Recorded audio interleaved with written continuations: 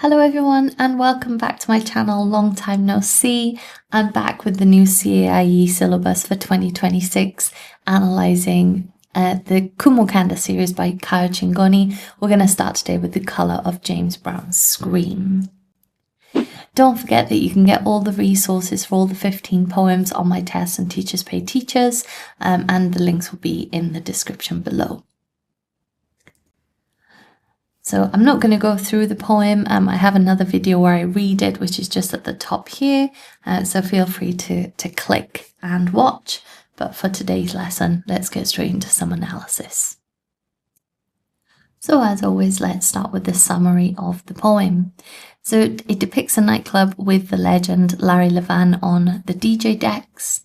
The speaker explores the artistry and precision that it takes as Levan keeps everything in time. And he emphasizes that music and dance haven't changed over the years. The speaker then uses direct address to ask Legba, Legba being the god of communication, particularly with that of the dead, to teach them the ways of their heroes, how to shuffle and dance. The speaker explores other professions that require skill and precision, in particular a Puerto Rican barber and a bartender, showing the theme of community and unity in the urban club scene. And the speaker ends by noting that while no one has come close to perfecting the art of the likes of Levan, James Brown and Willie Ninja, there is a beauty in their continued efforts to match their skills and expertise. So when looking at the themes explored, we are looking at the idea of memory and legacy, body and movement, and very closely linked to that is the idea of transformation through the physical and identity, and Black musical expression as well. So let's get into it. So this is one extended stanza. So whilst it says stanza 1, each slide will say that. And I've just broken it down into more manageable sections. So let's look at the title, The Colour of James Brown's Scream. So we have this coupling here of the visual and the auditory, the colour and the scream. Obviously James Brown being an icon of Black music, known for very powerful emotional performances that are soulful and captivating. And it is dedicated to Steve McCarthy and Todd Bracey, which creates a very personal connection. And we assume that these are Chingonyi's close friends or people that he knows very well. And this really places the poem in the context of a collective memory, something that is shared, not just among friends, but in the wider community as well. And that's an important theme that we see throughout. I've known you by many names. So here he's talking straight away. He's focusing on the DJ of the scene. And DJs can often have various identities. And this really emphasizes how the speaker is very familiar with Levan's work, knowing that he had several different DJing names over the years. But today you are Larry Levan, and this is a direct address. So not only is the poem an ode to Levan, but also an ode to the artistry of professions, particularly that within the music industry, but we'll also see some others later on as well. Your hand on the platter in the smoky room of a garage regular's memory. So the garage represents the Paradise Garage in New York City. This was a very historical place, historical moment. It was a sort of prototype of the new modern dance club that we see now. But it was a very historical moment, and this kind of transformative quality that what happened there influenced what we know now as like nightclubs and the music scene. You are keeping when doves cry in time as you swing your hips. So here emphasizing the technical ability of the DJ, and linking it with another great, the singer of When Doves Cry, which is Prince. And of course, he is famous for his unique voice, including this far-reaching falsetto and high-pitched screams. So coupling these greats and seeing how their talents come together to create this really transformative, powerful experience for the speaker. And sweat drips from your hair, the colour of James Brown's Scream. And again, the visual and auditory come together, and we see that the physicality of the work and the effort that it takes to create this moment in music, and also really the intensity of the experience for the speaker. And whilst we don't see any formal rhyme scheme throughout the poem, it's very interesting that at points we see these examples. We have the assonance, we have the sibilance here of the S, the swing, and the sweat.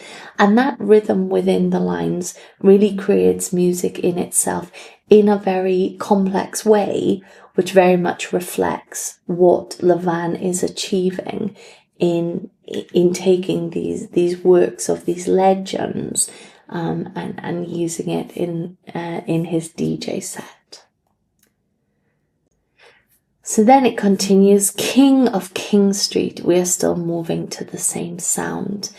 And here again, we've got this sibilance coming through of the street, still the same sound, really emphasizing that soul music of the 70s and 80s, these huge disco hits, and King of King Street being Levan's nickname, just that repetition there as well, and the consonants of the K really emphasizing his role. We are still moving, interestingly here, using the present continuous, how his legacy remains strong long after he sadly left Earth in passing away. And we are still moving, and that oxymoron here, that loss can still hurt. We are still, the loss of Levan hit New York, and people from the urban music culture scene quite heavily, and it was a shock. So there's that oxymoron that whilst people still continue, the loss is still quite sore. And that's emphasized here in the next line. Though some of us don't know, it is your grave, and foreshadows Levan's untimely death. He died when he was only 38 years old. Machismo lost to the beat here. So we've got this very strong, aggressive, masculine pride that fades with the beat of the music. So in, people being, particularly males being macho and aggressive and fierce, that masculinity and pride is lost. And what it's replaced with is this kind of beauty of music. So again, this really highlights that transformative quality of music and potentially bringing out the softer side of people. And that really allows for unity and community to come together. Every roadman is a sweet boy, and roadman is British slang. It can mean labourer, but it can also mean a gang member, which is often linked with drugs. So here in saying that if the DJ plays Heartbroken, we see this reference to British garage music, in showing how it melts even the hardened, let's say the hardened criminals of society, and again links that club culture to the evolution of in the current day, in comparing to the likes of Prince from the 1970s and 80s. At just the right time for these jaded feet. So we really see here him emphasizing the skills of the DJ. how he reads the audience and how he creates this palpable energy and injects it. And I didn't make a note, but in just reading this, we do see rhyme here of beat and feet. And interestingly, it comes, this perfect rhyme comes just at the time when the DJ skillfully masters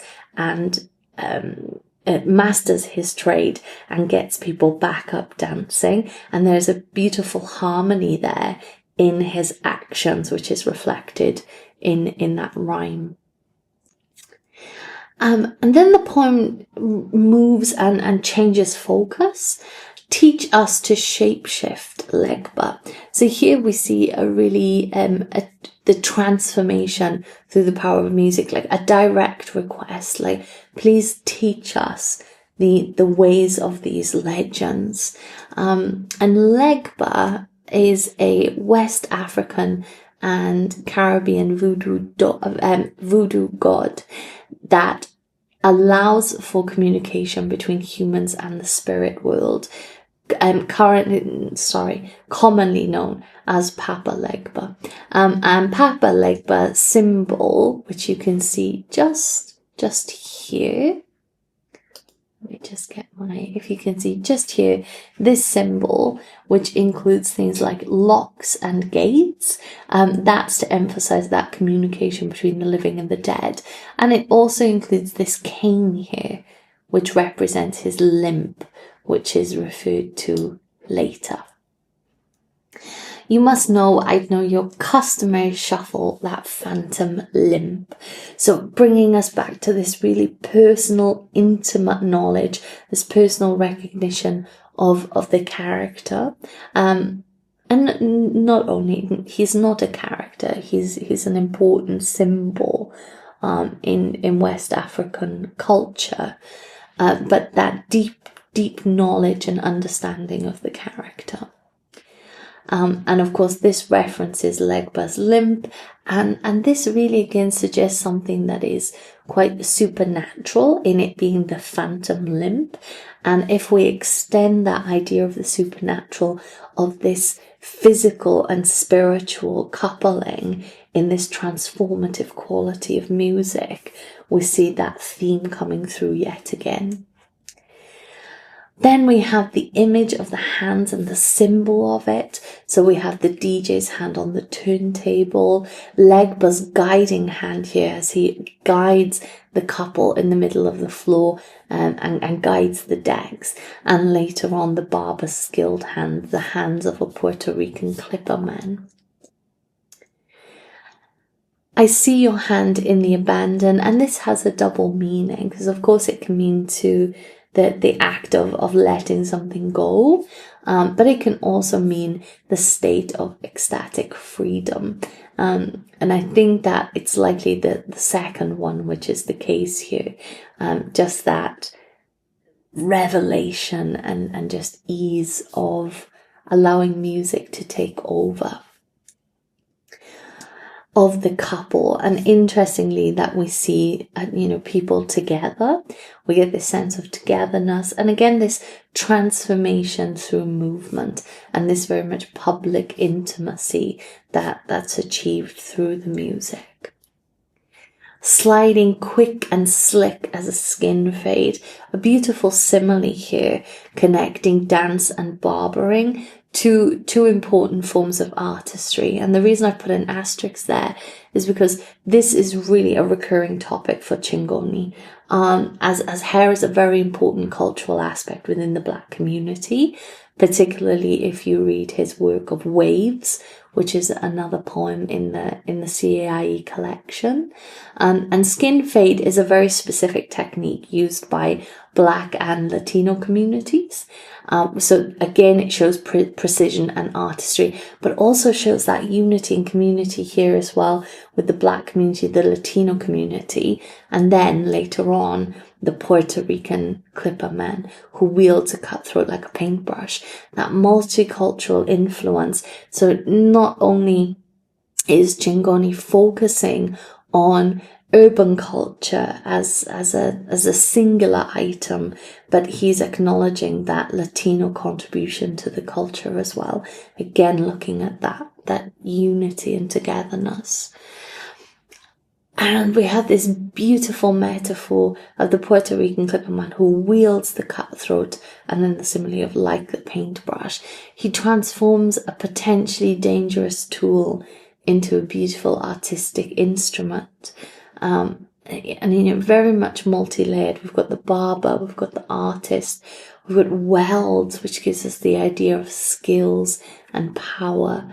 And again, just taking something and creating something beautiful within it, and which he really emphasizes is what music has been able to do, not only in the current day, but throughout all the 1900s as well. And then we move into the final part of the stanza. So let us become them. So that the poem really ends on a prayer for this transformation and a collective desire of we. An ode to the night. So obviously an ode being a formal lyrical poem written in celebration, appreciation and dedication.